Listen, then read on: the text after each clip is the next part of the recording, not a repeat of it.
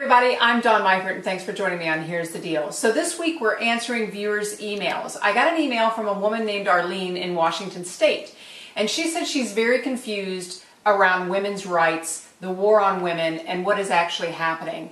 State representative in Washington there, who is a Republican and conservative, and is a female, actually gave this quote saying that Democrats fabricating the war on women is just a diversion to distract from the real issues.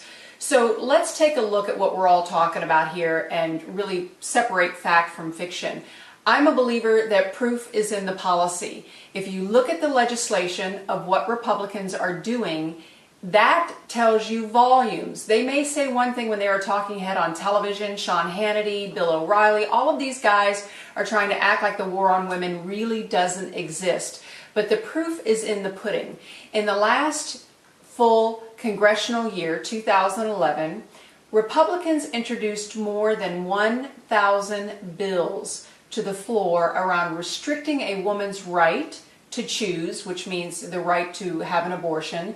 They would like to criminalize abortion. They also want to criminalize any form of the morning after birth control based on personhood. Now, personhood is when someone becomes pregnant the moment that the egg is conceived, and as we talked about in an earlier episode, the state of Arizona wants to tell you when you did conceive. They're going to base it on your menstrual cycle, not really on the time that you actually may have conceived a child or not.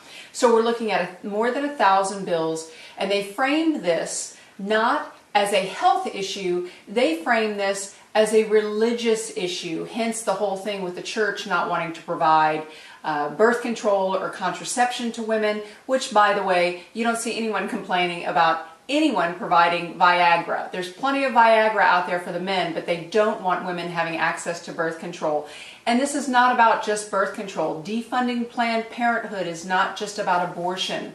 Let's look at what Planned Parenthood does and what we're talking about when we say that we need to protect women's reproductive rights. Under the reproductive rights in healthcare, Planned Parenthood performs breast cancer screenings, procedures to prevent cervical cancer, female infertility, menopause, ovarian cancer, Pap tests, HPV tests, testing for STDs, pelvic exams, and family planning. 97% of what Planned Parenthood does, they perform these kinds of services for low-income women. 3% of what Planned Parenthood does actually exercises the right for a woman to choose. And come on, I mean, here's the deal. Let's be frank.